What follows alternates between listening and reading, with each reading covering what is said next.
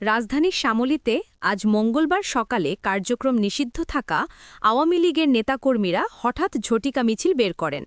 অল্প সময়ের মধ্যে পরিস্থিতি উত্তপ্ত হয়ে ওঠে ককটেল বিস্ফোরণ ও পুলিশের সঙ্গে ধাওয়া পাল্টা ধাওয়ার ঘটনায়। এ সময় ৬ জনকে আটক করেছে পুলিশ। তাদের মধ্যে ৫ জনের বিরুদ্ধে সন্ত্রাস বিরোধী আইনে মামলা হয়েছে। আজ সকাল ৮টার দিকে শ্যামলীর শিশুমেলার সামনে কয়েকজন লোক জড়ো হয়ে আওয়ামী লীগের পক্ষে স্লোগান দিতে থাকেন। প্রত্যক্ষদর্শীরা জানান শুরুতে মিছিলটি ছোট ছিল, পরে আরও অনেকে যোগ দিলে মিছিলটি বড় আকার ধারণ করে। তাদের মধ্যে কেউ পায়ে হেঁটে, কেউ মোটরসাইকেলে করে আসেন। এক পর্যায়ে অংশগ্রহণকারীরা জয় বাংলা স্লোগান দিতে থাকেন। মিছিল চলাকালে হঠাৎ একটি ককটেলের বিস্ফোরণ ঘটে। এতে আশপাশে আতঙ্ক ছড়িয়ে পড়ে।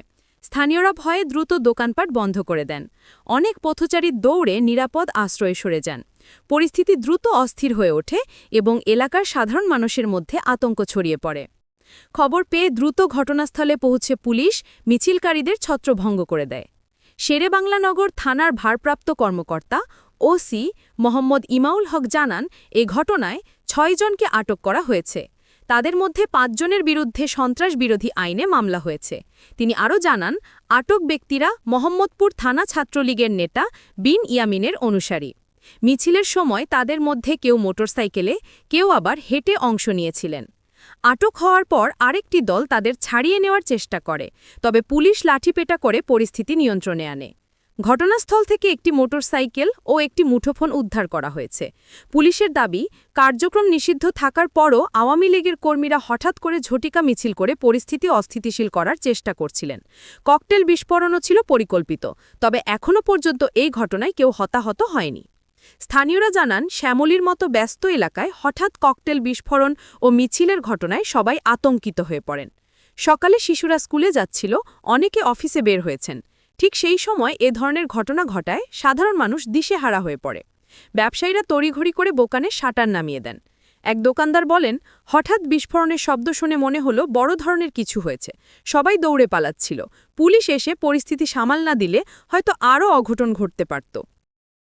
রাজনৈতিক প্রেক্ষাপটে দেখা যায়, দীর্ঘদিন ধরে আওয়ামী লীগের রাজনৈতিক কার্যক্রম নিষিদ্ধ রয়েছে। তবে এরপরও বিভিন্ন জায়গায় দলটির কর্মীরা হঠাৎ ঝটিকা মিছিল বা বিক্ষোভ করছেন বলে অভিযোগ পাওয়া যাচ্ছে। বিশ্লেষকদের মতে, এ ধরনের ঘটনা আইন শৃঙ্খলা পরিস্থিতিকে অস্থিতিশীল করে তুলতে পারে। রাজনৈতিক অঙ্গনের অনেকেই মনে করছেন, দলটির কর্মীরা নানা কৌশলে মাঠে থাকার চেষ্টা করছেন। কখনো ছোট ছোট মিছিল, কখনো হঠাৎ করে স্লোগান দিয়ে নিজেদের উপস্থিতি জানান দিচ্ছেন। এর সঙ্গে সংঘাত, বিস্ফোরণ বা পুলিশের সঙ্গে ধাওয়া পাল্টা ধাওয়ার ঘটনাও ঘটছে। পুলিশের পক্ষ থেকে জানানো হয়েছে, যে কোনো ধরনের বিশৃঙ্খল কার্যক্রমের বিরুদ্ধে তারা কঠোর অবস্থান নেবে। কার্যক্রম নিষিদ্ধ থাকা কোনো রাজনৈতিক দলের কর্মীরা যদি এমন কার্যকলাপে যুক্ত হয়, তবে আইন অনুযায়ী ব্যবস্থা নেওয়া হবে। শেরেবাংলানগর থানার ওসি ইমাউল হক বলেন, আমরা কাউকে ছাড় দেব না। আটককৃতদের আইনের আওতায় আনা হচ্ছে। এলাকায় শান্তি শৃঙ্খলা বজায় রাখতে পুলিশের অভিযান চলবে।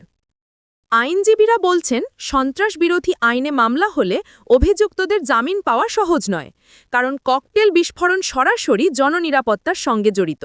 তাই আটক হওয়া ব্যক্তিরা দীর্ঘ সময় আইনি প্রক্রিয়ার মধ্যে থাকতে পারেন। রাজনৈতিক বিশ্লেষকরা মনে করছেন, দেশের চলমান পরিস্থিতিতে এ ধরনের ঘটনা সরকারের উপর বাড়তি চাপ সৃষ্টি করতে পারে। বিশেষত রাজধানীর মতো গুরুত্বপূর্ণ এলাকায় বিস্ফোরণ ঘটানো জনমনে আতঙ্ক ছড়ায়। এতে সাধারণ মানুষের মধ্যে অসন্তোষ তৈরি হতে পারে। এছাড়া বিরোধী রাজনৈতিক দলগুলো বিষয়টিকে কাজে লাগাতে পারে। তারা বলতে পারে, নিষিদ্ধ দলগুলো রাস্তায় নেমে পড়ছে, অথচ সরকার পরিস্থিতি নিয়ন্ত্রণে ব্যর্থ। এর ফলে সামগ্রিক রাজনৈতিক অঙ্গন আরও অস্থিতিশীল হয়ে উঠতে পারে। শ্যামলীর বাসিন্দারা বলছেন, রাজনৈতিক সংঘাতের কারণে সাধারণ মানুষ সবচেয়ে বেশি ক্ষতিগ্রস্ত হয়। শিক্ষার্থীরা স্কুলে যেতে পারে না, ব্যবসা বাণিজ্য বন্ধ হয়ে যায়, যানবাহন ব্যাহত হয়। তারা চান, আইন শৃঙ্খলা বাহিনী আরও কঠোর হোক, যাতে এই ধরনের ঘটনা আর না ঘটে। শ্যামলীতে আওয়ামী লীগের ঝটিকা মিছিল, ককটেল বিস্ফোরণ ও পুলিশের তৎপরতার ঘটনা রাজধানীর রাজনৈতিক পরিস্থিতিকে নতুন করে আলোচনায় এনেছে। যদিও পুলিশ দ্রুত ব্যবস্থা নিয়ে পরিস্থিতি নিয়ন্ত্রণে এনেছে, তবে সাধারণ মানুষের মধ্যে ভয় ও উদ্বেগ রয়ে গেছে। রাজনৈতিক অঙ্গনের অস্থিতিশীলতা যদি এভাবেই চলতে থাকে, তাহলে সামনের দিনগুলোতে আরও বড় ধরনের সংঘাত বা অঘটনের আশঙ্কা উড়িয়ে দেওয়া যায় না।